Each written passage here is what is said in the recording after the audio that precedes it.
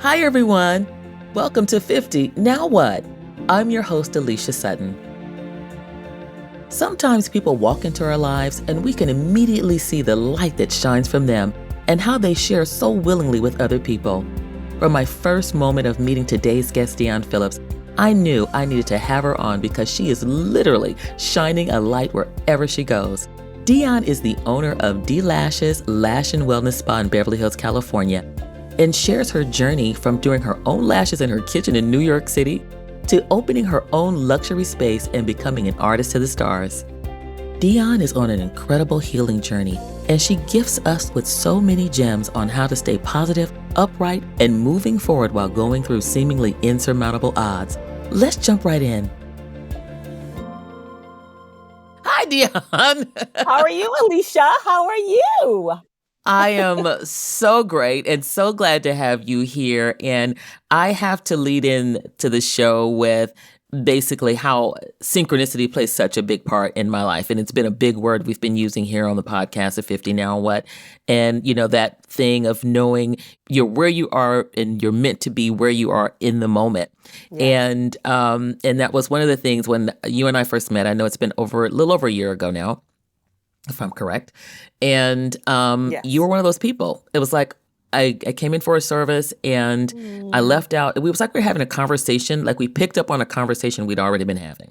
And at least that's what it was for me. And wow. I don't get that often. And so I walked out and I'm like, and I looked great, of course. You know, I was lashed out. Yes, I looked fine. You were lashed out. I was beautiful.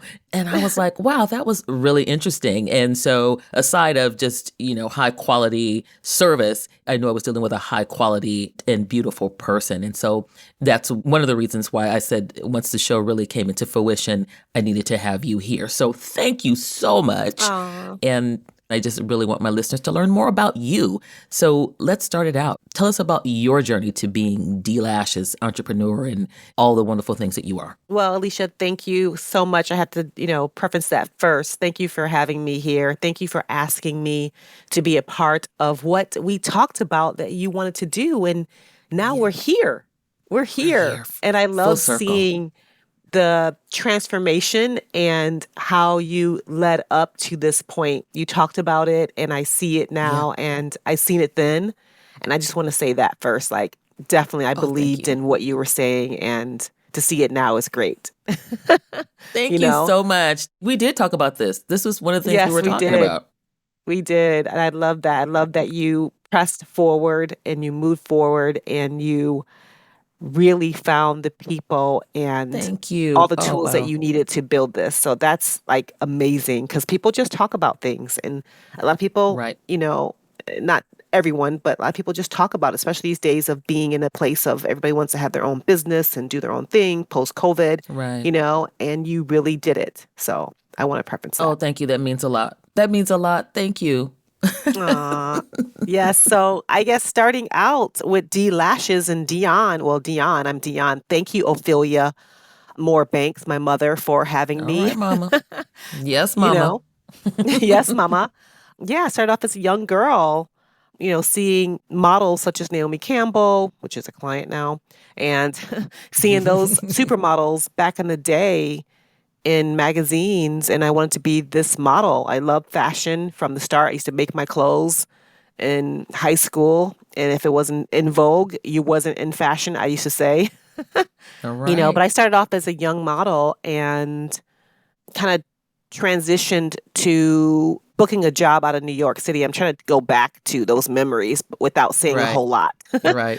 But yeah, from Ohio to New York City, and then now currently living in Los Angeles. I lived other places such as London and Hawaii, other places, but, New York was my home for fashion and, modeling then. And then transitioning, within working out and being a fitness model and really being into fitness and health and wellness, then my friend was a stunt coordinator and he was like, you gotta do this commercial. And I was like, what? What I gotta do? He goes, you just gotta climb a wall. And I'm like, climb a wall? Okay, I'll climb a wall. I went and did this medical hospital commercial or something where I had to climb a wall or something and play basketball. And I didn't know what was going on, but the stunt coordinator dressed me up like patted my ankle and I had to play basketball and have the Gatorade cooler fall on my ankle and Oh, wow. act like I was in such pain and it was in slow motion. I got to get that transferred to digital so you can see it. Yeah. And that was the start of my stunt career, from a Wow. commercial. So from a model to a stunt woman in New York City is how I got started within this industry, entertainment, Wow. fashion, you know, beauty. Always wanted to look cute. So Right. I was always cutting up lashes, putting on lashes myself in the mirror, and Wow. didn't know that looking in the mirror and trying to be cute was going to be a thing later on. But Oh, I what is the knew it was thing? going to be something. Yeah. Mm-hmm. Yeah. So that's how I got started then. And from cutting up lashes in my kitchen for auditions and trying to look cute because then it was Polaroids and I wanted my Right. Polaroids to look really good. So I would make sure that I looked like I booked the job already. And then, word caught on from me going to auditions, asking other girls to come to my kitchen. I'll do their lashes that last for weeks. And they're like, what? They're questioning me at first. What? What is this? And I was like, Right. yeah, it'll last for a couple of weeks. And then it led to Brandy and Serena Williams and Tweet coming to my kitchen getting their lashes done. So it took off Wow. from there. Right. Right. Yeah. It all sometimes it just have to start off in the kitchen. It starts off in the kitchen. Not the Starts back of the off head in the kitchen, but the kitchen. kitchen. In the kitchen, in your kitchen, really, the stove and In my everything. kitchen, the stove, the table. I made sure I had a beautiful tablescape when people come into my kitchen. And Right. I would sit them down in a chair and I was, hover over them and apply their lashes, Right. And I can So imagine it didn't feel like a kitchen because I've been to your wellness spa and it's, you feel like you've just been transported into a different place. I can just imagine someone walking into your kitchen and feeling like, oh, this is probably the best place in the world to be to get my lashes done. I- yeah, I made sure it was really pretty because I love the aesthetics of everything. So yeah, you do. it You do. wasn't the regular kitchen you see. I made sure my kitchen was clean, no dishes in the sink. I know it was. I know it was beautiful. And Yeah. then and that just transferred into becoming this entrepreneur. What led to that? I mean, you were doing lashes in the kitchen and then there was an inspiration to take this further. Yeah, so the inspiration was like, wow, people really like me and what I'm doing to them to make them look Mm-hmm. good. And it felt good to be of service for someone else and not just focusing on myself Oh, because as a model right, and, fitness person, you got to focus on your body and body fat and, making sure your hair look good when I go to auditions or looking the part when they call for a certain specific, look. And that just felt tiring over time. I just didn't want to focus on myself. I felt better and felt good being of service for other people. yeah, So I'm like, wow, people are really, responding to this lash thing. So I started Googling, on the computer in Hollywood in my apartment on Sunset and Vine, trying to figure out, there and also my apartment in New York City back in the early 90s. I've been doing this, yeah, just trying to figure out like software to keep track of people because people were coming into my door when they had an appointment either late or early and I had to right, get some kind of control over that. So I started figuring out, software so I could send them a confirmation email and things I didn't know. But also, mm-hmm. I remember from beauty school prior to doing lashes in my kitchen, I went to school and I didn't think I would do anything with it, but it came 360, Mm-hmm. wanting to have a business. And it was the first time when my books were like 8 people for that day. I was like, wow, this is something here. Wow, So I got to figure this yeah. out. So I just, put all the processes and tools and everything together to build a 6-month waiting list, which I did then. Wow. Yeah. Wow. Yeah. And you decided to just to anchor here in Los Angeles at some point. You just decided that this was going to be the best place to set up shop for the long term. Yeah. It kind of led me here. My boyfriend at the time, now husband, he came out for a job. We're both ex-models. And Mm-hmm. he had transferred for a job in Carlsbad, but I didn't really have anything in Carlsbad. So I was driving to Carlsbad to LA, then, trying to figure out if LA was going to be it or Carlsbad. Carlsbad was not it. So he decided that we live in Los Angeles and that I have a life here, and he would just go back and forth. So we settled in Los Angeles as our home. And a lot of people post 9/11 happened. A lot of people from New York had moved out here. So I had some friends who were already here and who was guiding me through the, navigation of being in Los Angeles at that time. Okay, great. Yeah. Wonderful.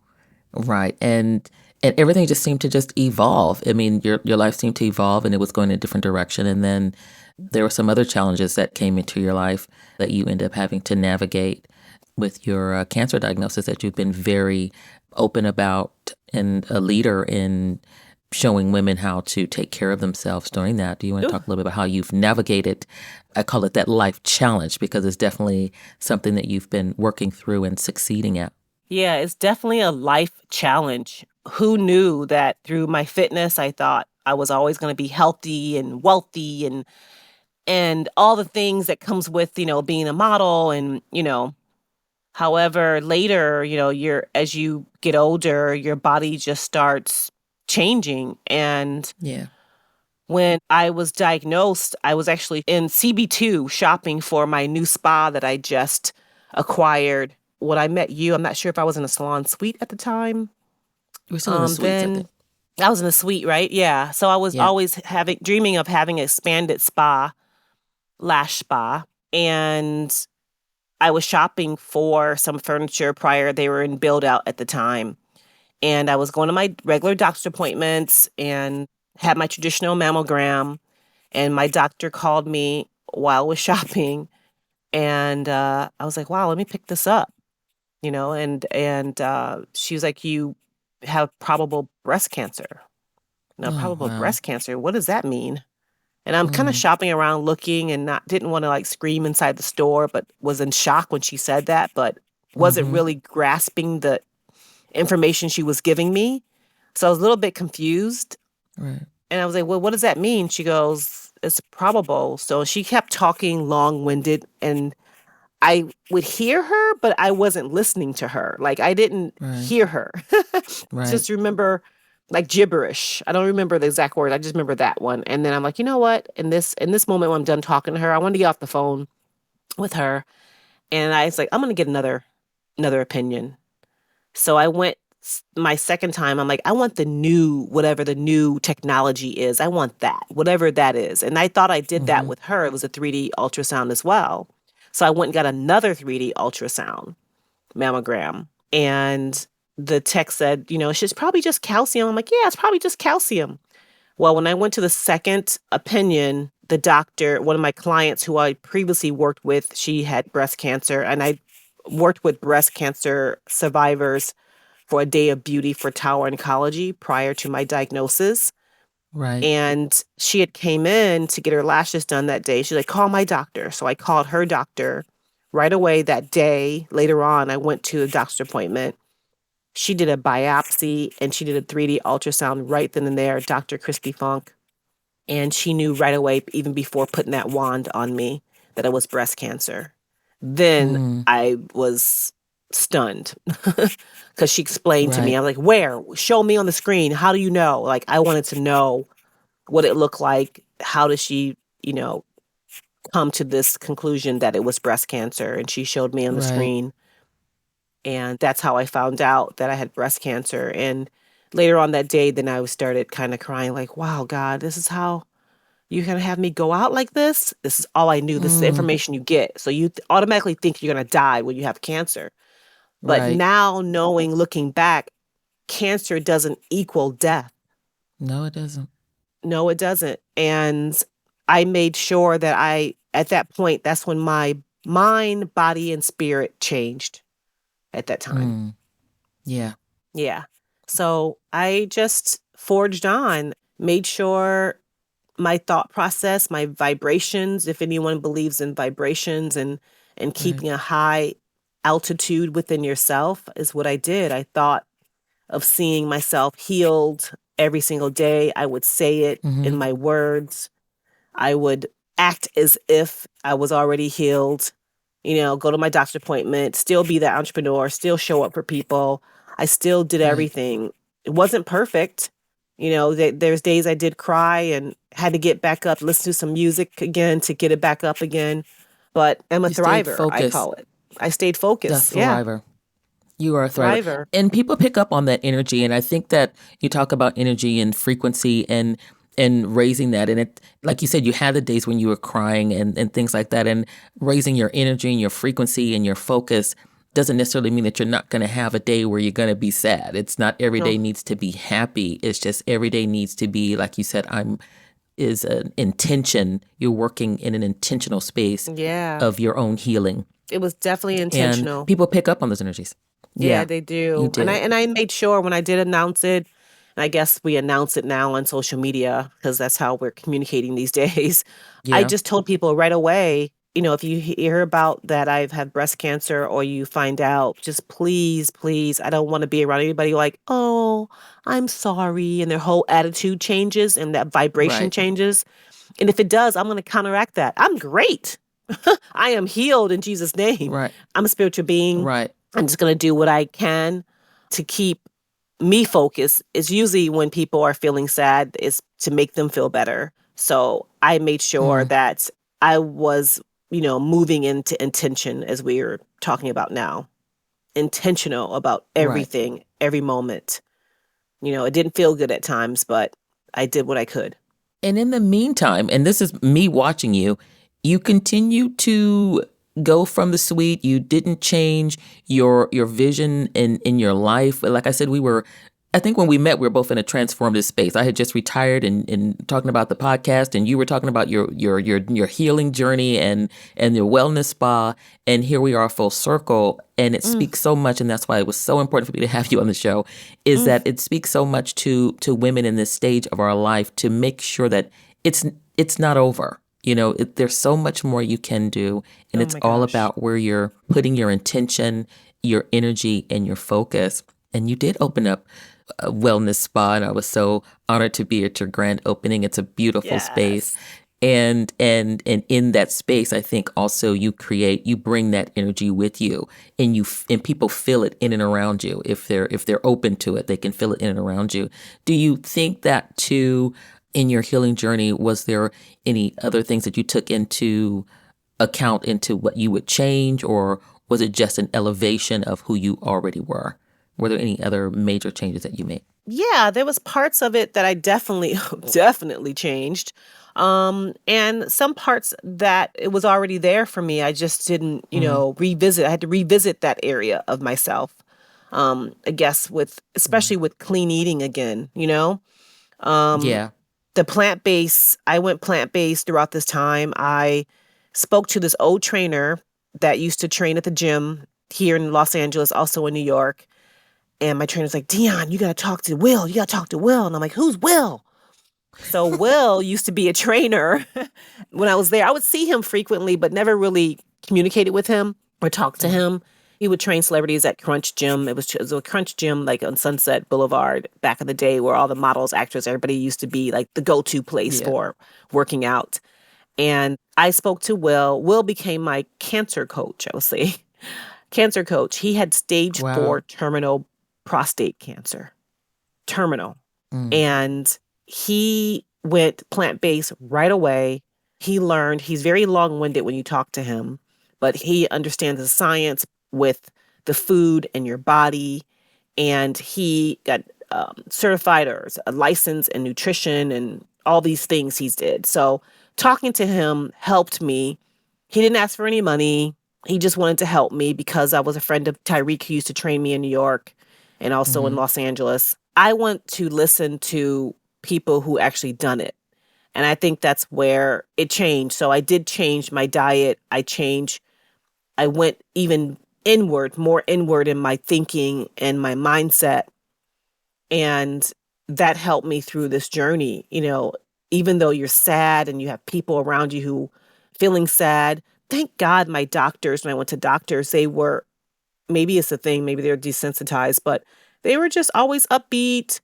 Wow. My oncologists, yeah, they were always upbeat in there. So I don't know if that's a thing that they are trained to do, but Hmm. everything that going through my journey, having breast cancer, was part of my past and some was new present. ideals that I had to acquire during this Mm. time. Most of all, it was plant-based.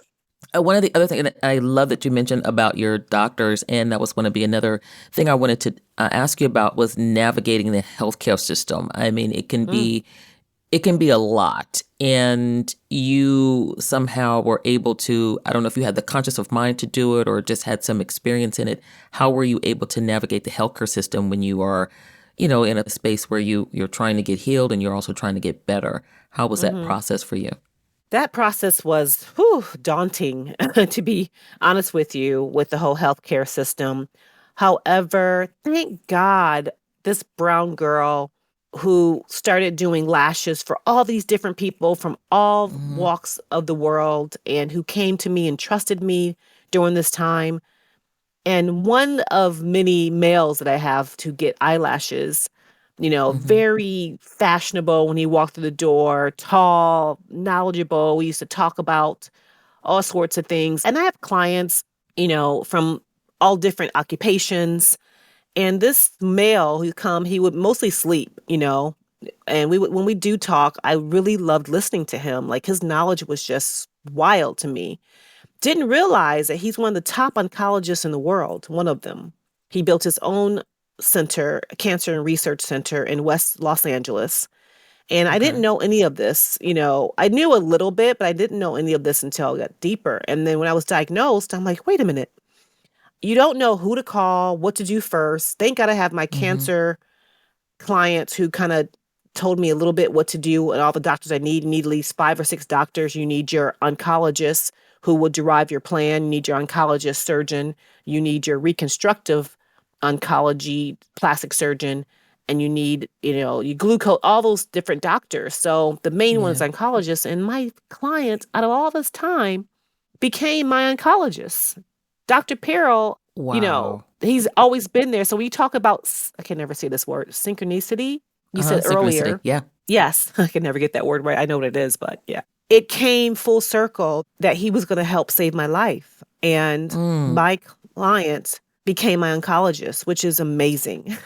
that And is his center is amazing. beautiful. It's amazing, right? It's like I mean, it was meant to be. It was meant for me Yep. to start cutting up lashes, put on myself to find out later on that I'll be diagnosed with breast cancer and my client will become my oncologist. And I just think that's Unbelievable. unique. That is 100% unique. That is 100% synchronicity. It It is part of is your life plan. 100%. And also too, as an African American woman, a lot of us don't have the resources Yes, and knowledge of people, especially here in Los Angeles, if you're I not in the agree. right circles and the right, you know, to find these people. And for him to be at a time coming to me, he was, I would tint his lashes, I would get him ready for his looks to be on TV with, unfortunately, Suzanne Summer, who's just passed yesterday. Oh, yes. He would go on Yes. TV talking about Mm, cancer and breast cancer, and he was just he's so knowledgeable. And I want to make sure I'm not saying he is so knowledgeable is. Mm-hmm. and just like a super nerd to me, which I love. And we would have really intense conversations. I'm a Yeah, super nerd and behind the scenes, me too. Mm-hmm. I'm a hidden nerd Right. in the open now. In the open now. Right. I love it. And yeah, and he became Dr. Perel for the Los Angeles Research and Cancer Clinic in West Los Angeles, became my oncology and my center. And he has everything there. And when he told Yeah. me he built that place for a reason to be beautiful, they have a grand piano playing music when you walk in. There's beautiful art. Mm, And the way the seating is not everyone's kind of face. It's kind of just unique the way he set it up. And he explained this, and he didn't want people to come into this center feeling sick or feeling down. You feel inspired. You feel right. healthy. It doesn't feel like a hospital. The infusion center where you get your chemo treatments and infusion treatments, it doesn't feel like you're in a fusion Mm, place. Even when you would see like that bell, people ring the bell, they didn't have a bell. yeah. He goes, no, we don't have a bell here. And I asked him when I first went, I was like, well, what stage am I? And he goes, we don't focus on the stage. We focus on CURE. So for a long time, I Hmm. didn't know what stage I was, and it didn't matter to him in Right. the center. it mattered to getting me healthy and rebuilding my cells again. So I hope I Oh, answered that's all amazing. that, what you asked me in a long Oh, winded. you absolutely did. Uh, That's exactly what I want to know, and what the listeners want to know is, when they see these stories of inspiration, you kind of always seeing the tail end of it. We're seeing that, you look great, you feel great, and you've empowered yourself, but all the steps in between, and the big part of that is navigating the healthcare system, and your healthcare providers are the key. yes. And I think intentionally, if I'm feeling healthy and wise, all those things will be attracted to me. So Yep. that was the help of navigating this system. Even though you do have to fight during the journey with your insurance to cover certain things, my doctors, because I knew them, they fought for me. They wanted Mm, to give me chemo treatments every week. There was no way I can rebuild and go back the next week. You need a week to recover at least. So they yeah. pushed for every 2 weeks. They wanted every 3 weeks, but they pushed for every 2 weeks to ensure my insurance would pay for it. So navigating that healthcare part of it, really be an advocate for yourself if something like this to happen to you. You really got to push. Don't just give up on it. There's Right. thing and try to find information that you don't know, like really seek it. And that's what I did during this time. My husband, he was there to record every aspect. He was part of my healthcare system. We wrote Yep. things down in notes. I asked when I talked to Will, he would tell me to know your numbers. I asked him for a printout of my numbers each time I went so I'll know what my glucose is doing. I knew what my hemoglobin was doing. I knew what Hmm. it's another number called P something 13. That's like the Right. cancer cells. So, and they Hmm. fluctuate. So I knew all those numbers I didn't even know before. I didn't know, even going plant based, there's a hormone that's inside meat or anything with a mother, and it's called Mm, AGS1. And it's a hormone that metastasizes cancer. I didn't want any of that. So that's when I stopped eating meat, you know? right. And right now, with our food system, we don't know what's going into some of our food here in the US, You don't. so I just started researching and, Will would give me little videos. I would watch on YouTube and just research that. And I not listen to everything, but also seeing what fits me in my lifestyle that helped me Correct. throughout my journey. But the main thing was thinking that I'm going to be healed and what my cells look like. You're literally picturing your cells forming to be healthy and having arms and Mm, smiling and being strong. Like I had to literally every single day I did that. And I still do that now. wow. We can see that. We can see that this journey, that it is a healing journey, and it is part of your daily life. And where you are now, let's talk a little bit about that. Where are you at now in your healing journey, and what can you see now? What's next for Dionne? Oh my gosh, what's next? Woo! And what I see now? Yes. Oh my God, the possibilities are limitless, literally. It's Wonderful. sometimes it's a little sad because I'm starting my life all over again, I feel like, but I'm not. But I am. Mm, It's weird. And I say that because financially, it's been a struggle. When you are diagnosed with something like this or going through a really life altering, change in your life, and yeah. you haven't worked and doing all the things that you used to do, but it's also slows you down. I mean, there's pros and cons to it. But where Right. I'm at now is starting all over again. I haven't worked in almost 2 years, post pandemic as well, because Mm, estheticians were out longer than anybody. So we had to rebuild that. So I would say, even though financially it's been a little challenging, but it's yeah. exciting at the same time because it feels like I'm starting over from things that I didn't know before, but I know now. It's so weird. It's fun and it's scary and it's everything, but I'm embracing it all. um, Embracing it all. yeah, and it's where I'm at right now is just I love building out this beautiful lash spa of my dream that I wanted. I Hmm. love, people coming in slowly before they came in fast. They were coming Hmm. in, I couldn't keep up with everybody, but now it's coming in slowly and I'm okay at embracing that in each Right. day. And I'm grateful for all the people who showed up for me, you know, really applauding Hmm. them. Everyone's busy, but the people who really showed up for me, I just really appreciate them. So I'm just giving them their flowers, as we say now, you know, Right. and really. being there for my husband who's been there for me. The way I am right now is just really staying grateful and still keeping my mindset strong on everything. So starting over is great, but at the same time, it's the ugly beautiful, I call it. Oh, I love that. I love Yeah, that. it's like the ugly beautiful. But I feel good. I feel good right now. I'm getting out now. I'm doing pop-ups and more brand awareness for the brand. And not just that, healthy-wise, I'm loving discovering all the new plant-based restaurants and people and recipes, things like that. Yes. I'm trying to start to work out again. My body's still kind of weak, and Yeah. just doing little things at the elevator, like lifting my leg up or stretching. I Right. haven't really engulfed in my routine just yet like I used to. I used to be at the gym 7 days a week, but I'm Right. taking it slow. Like all the things that didn't work before, I'm acquiring new habits, new things that's going to Yeah. really lift me up and others around me. And Well, again, it's working. it's working. I still love It's being of working. service for people, such as this, giving back to you and pouring into what you wanted to do all this time Yes. and giving you inspiration. That fills me up, It of things does. It that does. you didn't possibly know. And I don't want to be like the know-it-all, but just things that you didn't know, and from people that I Yeah. talked to and seeing things and looking at things, I just want to pour into what you have as my lashette to Thank fulfill your you. dreams as well. And I absolutely love you for that. And I'm so glad you mentioned that, because I would sit in there and I'd just be like, I don't know how I need to go about this. And you're still learning, and I'm still learning. Yeah. And it was like coming in and, yeah, I'm going to look good when I leave out, but I also leave out with such strong encouragement and support. And sometimes you just need to know that you have that support in those gems that I get. I'm like, oh, I hadn't thought of that. Oh, yeah, I Yes. need to be doing that. And it's Yes. wonderful. And so you leave out with more than what you bargained for. You leave out with more than just your lashes. And I think that that's a part of your energy as well, and such a big part of who you are in your spirit. And I'm always, rooting for you as well. Aw. It's like, oh my God, this person here is a gem. Right.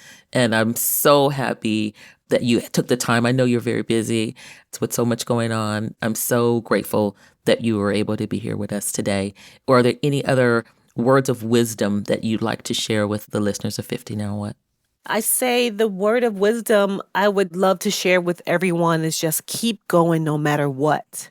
Keep going no matter what. And if you're feeling down, or if you're feeling like it's like God has given up or forgot, he has not forgotten, because it's going to come back around again. I didn't see, like this time last year when I was laying there with tubes in my body and didn't think it was ever going to get better, or I would have some kind of condition or something. This time last year, that day did pass. So know that this too shall pass, whatever you're going to. It passed. We're here now. I have more energy in my voice. I didn't before. And I'm alive. I'm able to give this advice to you. But just to keep it really simple, keep going. Like each day did pass.